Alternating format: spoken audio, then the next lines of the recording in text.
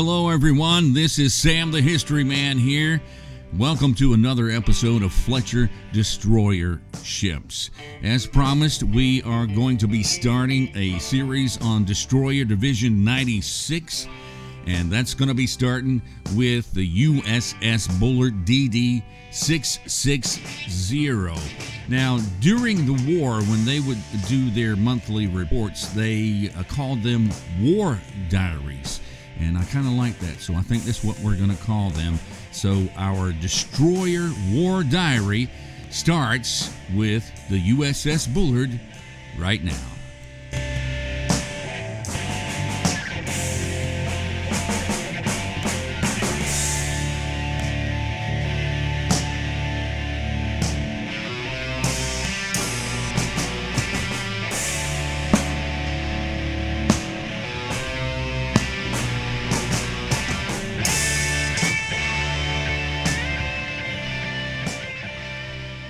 Now, the general practice during the war, a practice which remains until today, as a matter of fact, was to name destroyers after Navy men who had served with distinction.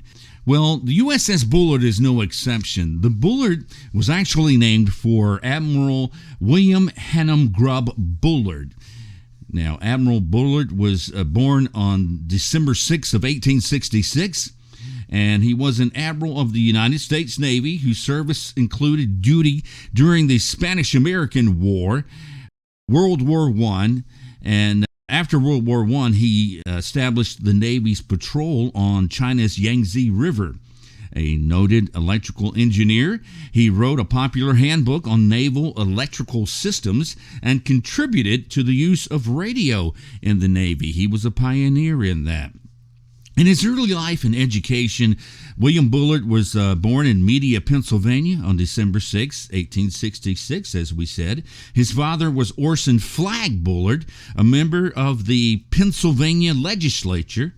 He graduated from Media High School in 1882 as a member of the school's first graduating class. He attended the United States Naval Academy, graduating in 1866. And that's just to give you a little background on Admiral Bullard, an old salt, who passed away in November of 1927. Now, the ship was built by Federal Shipbuilding and Dry Dock Company in Kearney, New Jersey. And, of course, it was laid down in October of 1942. Federal Shipbuilding and Dry Dock Company had the distinction of building 29 of these Fletcher ships. And, of course, they built some of the most well-known Fletcher ships. Now, of course, a shipbuilding company has nothing to do with the valor of the men who served on them, but Federal Shipbuilding and Dry Dock Company actually lucked out because she ended up producing some ships that went on to do some awesome things. She was launched on February 28th, 1943, commissioned on April 9th of 1943, and of course her motto was, "What's in it for me?" She had a length of 376 feet, 6 inches, a beam of 39 feet, 8 inches, a draft of 17 feet, 9 inches. For propulsion, she had 60,000 SHP, or 45,000 kilowatts, with twin screws. She had a top speed of 35 knots, or 65 kilometers, 40 miles per hour, which is pretty slick on water. She had a range of 6,500 miles at 15 knots and a complement of 329 officers and men.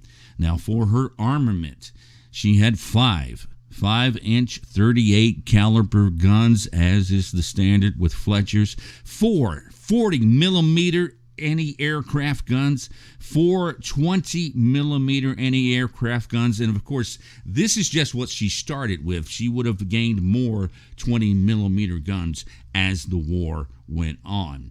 She had 10 21-inch 5.33-millimeter torpedo tubes and 6 depth charge projectors, 2 depth charge tracks. As far as her service history, she saw action on Wake Island, the Rabaul Strike, the invasion of Tarawa, the Marshall Islands, the occupation of Kwajalein and Majuro Islands, the Admiralty Islands, Haleianda Operation, and the seizure of Saipan and of Guam, and of course, the Okinawa Operation. Now, as for her commanding officers, during World War II, she actually had 5 different commanding officers because generally what they would do with these destroyers and probably some of the other ships as well, they would bring in an old salt. So she had another old salt, Commander Glenn Roy Hartwig, and he was the commander during the shakedown cruise and training operations down in the Caribbean and places like that before they turned it over to Bernard William Frund, who actually would take the ship through the Panama Canal and take her out west to join the fight. Of course, now, Lieutenant Commander Frund was actually the executive officer, so the entire time during the shakedown and the training cruise, he would have been training under Commander Hartwig, and Hartwig was basically getting him ready for combat. The third commander was Lieutenant Commander Thomas Cummins Hart, and he was the son of an admiral. Now, sadly, he would only serve for 2 weeks, and we'll get into his story and what happened with that. He became ill. The fourth commander was Lieutenant Henry F. Rodner, who commanded for 2 weeks until they could get a replacement. So he kind of stepped in after Commander Hart was unable to perform his duties and had to be transferred to a hospital ship. The final commander was Commander Eigil Thornton Steen, and he commanded the ship from June 16th of 1945 until the end of the war. Now we're going to start to get into some of the information that is actually from the war diary, and it starts off with the Bullard's war record. As we said before, she was commissioned on April 9th, 1943. She received a total of 9 battle stars during actions that took place during World War II. Now, she shot down or took part in shooting down 17 enemy aircraft. As far as awards for the Bullard, the commanding officer, Commander Bernard W. Frund, U.S. Navy, was awarded the Silver Star Medal for actions against the enemy on November the 11th, 1943, air actions with enemy dive bombing and torpedo planes off Rabaul, New Britain, and air action with Japanese torpedo planes off of Tarawa on November the 20th. So Commander Frund received the Silver Star. Lieutenant Commander Thomas C. Hart, and this is the gentleman who unfortunately took ill and was only commander for 2 weeks, but yet during that 2 weeks he managed to serve with distinction. He was awarded the Bronze Star Medal for action against the enemy, air actions with enemy suicide planes off of Okinawa, March through May of 1945. Lieutenant Henry F. Rodner, who was the gentleman who took over for Commander Hart, he was awarded the Bronze Star for action against the enemy, air actions with enemy suicide planes off Okinawa, Japan, March through May 1945. And Frank M. Altman was awarded the Bronze Star for action against the enemy, air actions with enemy suicide planes off Okinawa, Japan, March through May 1945.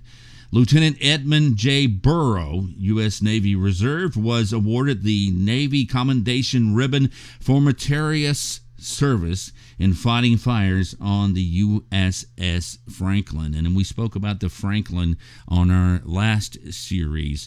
Of course, the Franklin was hit and was on fire, and it was the Bullard who was actually ordered to come alongside her and fight the fires. And another fellow, Thomas F. Doherty, CBN, The U.S. Navy was awarded the Navy Commendation Ribbon for meritorious service in fighting fires on the USS Franklin on the same day, March 19th, 1945.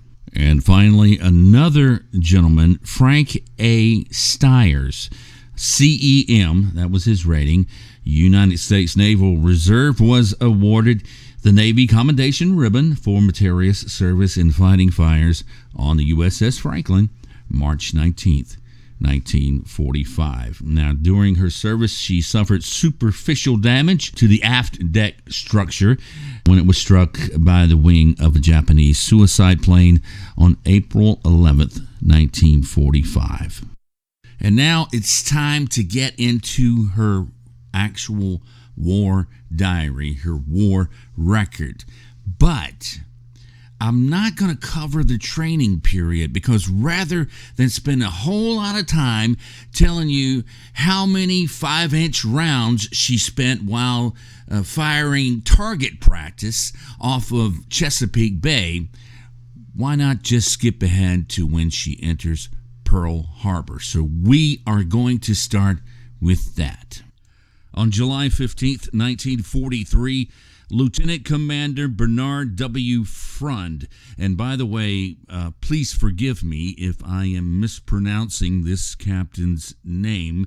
I will put the spelling up there, and perhaps you can correct me if I'm wrong, but it appears to be Frund to me. So, July 15th, 1943, Lieutenant Commander Bernard W. Frund, U.S. Navy, relieved Commander Hartwig, U.S. Navy, as commanding officer.